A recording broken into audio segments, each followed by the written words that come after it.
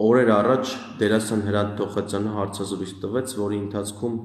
ասեց այսպիսի մի միտք, որ պարտված ղեկավարը պետքա ներողություն խնդրի եւ հրաժարական տա։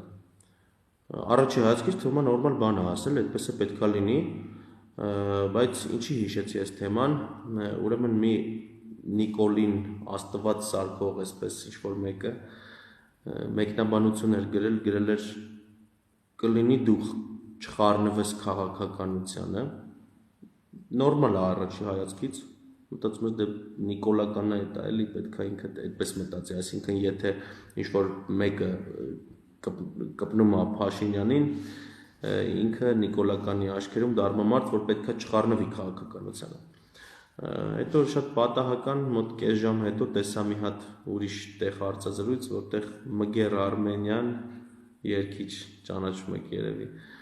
գովում էր Նիկոլին ու այդ նույն մարդը, այդ որ Թոխածյանին ասել էր կլինի չխառնվես քաղաքականության, այդ նույն մարդը Մգեր Արմենյանին գրել էր ապրես Մհեր ջան, շատ ճիշտ ես։ Հիմա հարց նիկոլականներին հարց։ Այսինքն ով գովում է Փաշինյանին ինքը կլինի որ խառնվի քաղաքականությանը, իսկ ով Փաշինյանին փնովում է չի լինի խառնվի քաղաքականությանը, լոգիկան որտեղ է։ Այսինքն ձեր ճաշակային պահը հասկանալի է, որ դուք շարժվում եք ճաշակով, բայց եթե կարծում եք, որ դերասանը, երգիչը, սցենարիստը, չգիտեմ,